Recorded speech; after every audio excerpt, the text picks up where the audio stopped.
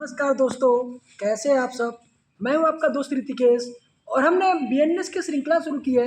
उसमें हमने पिछले लेक्चर में प्राइवेट डिफेंस को शुरू किया था और आज के लेक्चर में हम प्राइवेट डिफेंस को पूरा पढ़कर ख़त्म करने का प्रयास करेंगे। पिछले लेक्चर में हमने शरीर के विरुद्ध प्राइवेट प्रतिरक्षा का बचाव कैसे मिलेगा, उसकी सारी प्रक्रियाओं का हमने विस्तार से अध्ययन किया और साथ ही साथ हमने केस लॉ का भी विस्तार से अध्ययन किया। आज के लेक्चर में हम संपत्ति के विरुद्ध प्राइवेट प्रतिरक्षा के लिए क्या प्रक्रिया है, उन सब का आज हम विस्तार से अध्ययन करेंगे। सबसे पहले मैं पिछले क्लास में जो 38 से सेक्शन 38 बताया था उसका मैं बैकग्राउंड देते हुए आप सभी को लेक्चर में आगे ले चलूँगा। सेक्शन 38 यह कहता है, सेक्शन 37 के निबंधनों के अधीन रहते हुए प्रत्येक व्यक्ति 7 कंडीशन दिए गए हैं, उन कंडीशन में किसी व्यक्ति का मृत्यु कारित कर सकता है। पहला कंडीशन है जब हमले का आशय मृत्यु हो, दूसरा जब हमले का आशय घोर उपाहति हो, तीसरा जब हमले का आशय बलात्संग हो, चौथा जब हमले का आशय प्रकृति विरुद्ध काम तीसरा हो, पांचवा जब हमले का आशय व्यापारण या अपहरण हो, छठवां जब हमले का आशय सदोष परिरोध हो, सातवां जब हमले का आशय एसिड अटैक हो अर्थात अम्ल, किसी की लड़की के ऊपर अम्ल फेंकना, एसिड फेंकना इसके अंतर्गत आता है। यह पहले हमारे आईपीसी में नहीं था, इसको संशोधन के द्वारा जोड़ा गया था। 124 को में आईपीसी में था, वर्तमान में बीएनएस में यह धारा 124 में इसको स्थान दिया गया है। अब हम बात करते हैं आज के अपने लेक्चर पे। तो आज हम बात करेंगे सबसे पहले सेक्शन 40 की। सेक्शन 40 यह कहता है कि शरीर के विरुद्ध प्राइवेट प्रतिरक्षा कब शुरू होता है और कब तक बना रहता है। सेक्शन 40 में यह लिखा है, जब व्यक्ति को हमले की युक्त आशंका उत्पन्न हो जाती है तब व्यक्ति प्राइवेट डिफेंस का बचाव लेना शुरू कर सकता है। अर्थात अगर किसी व्यक्ति ने किसी अन्य व्यक्ति को यह मैसेज किया कि आज मैं तुमको जान से मार डालूंगा, तो व्यक्ति के विरुद्ध प्राइवेट प्रतिरक्षा का बचाव वहीं से शुरू हो जाता है।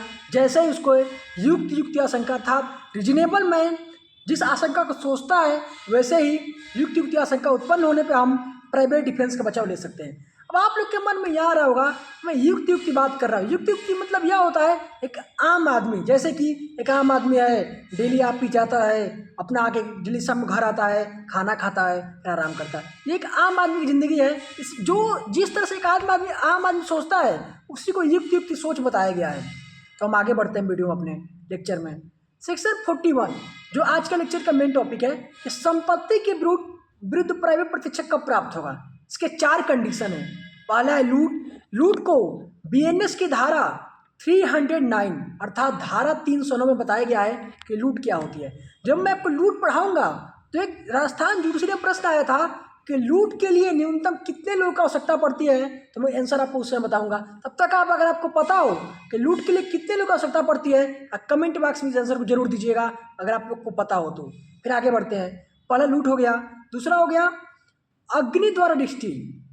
इसमें यह होता है कि अगर किसी का मकान हो, कोई तंबू हो, कोई जलयान हो, वह सारी जगह जो व्यक्ति अपने निवास के लिए उपयोग करता हो, अगर उसमें कोई आग लगाने का प्रयास करता है तो अग्नि द्वारा दृष्टि के अंतर्गत आ जाता है। दृष्टि को बीएनएस की धारा 324 में बताया गया है। अब दृष्टि क्या होता है जब मैं उस समय पढ़ाऊंगा तो बताऊंगा, लेकिन मैं हल्का सा इंट्रो देना चाहूँगा। दृष्टि का मतलब यह होता है किसी वस्तु के मूल्य में ह्रास कर देना या कमी कर देना, इसको हम दृष्टि कहते हैं। दूसरा पॉइंट क्या है, अग्नि द्वारा दृष्टि। अगर कोई व्यक्ति आपके घर में आग लगाता है तो आप उस व्यक्ति की मृत्यु कारित कर सकते हैं, और किसी अन्य व्यक्ति घर में आग लगाता है तो वहां पर भी आप उस व्यक्ति की मृत्यु कारित कर सकते हैं। तीसरा पॉइंट है रात्रि गृह भेदन।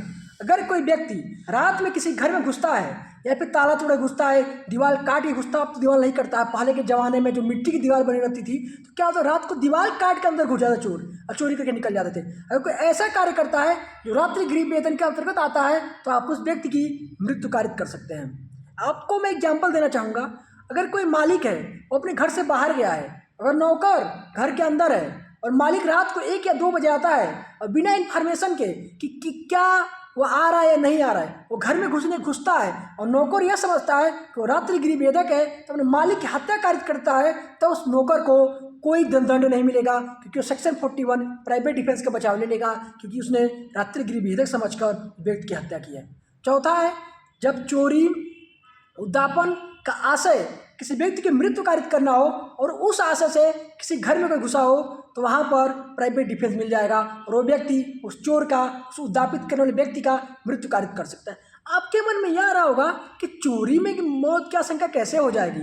जी हाँ दोस्तों, इसके लिए जब मैं आपको चोरी पढ़ाऊंगा 307 BNS का, जब मैं पढ़ाऊंगा आपको विस्तार से इसके बारे में बताऊंगा आखिर चोरी करते समय किसी व्यक्ति की मृत्यु कब हो सकती है, कैसे हो सकती है, ये सब बातें मैं आपको 307 पढ़ाऊंगा तब बताऊंगा। तो हो गया 4 कंडीशन हो गया जिसमें हम संपत्ति के विरुद्ध अपने प्राइवेट प्रतिष्ठा का बचाव करते हुए किसी व्यक्ति की मृत्यु कारित कर सकते हैं। फिर बात करते हैं सेक्शन 43।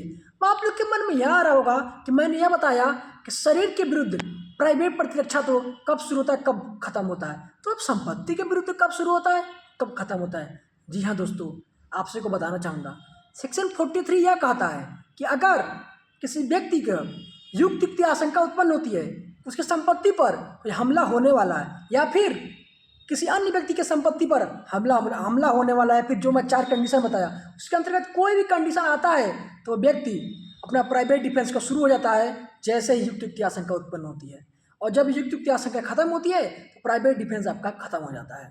तो आज के लेक्चर में हमने प्राइवेट डिफेंस का विस्तार से अध्ययन कर लिया।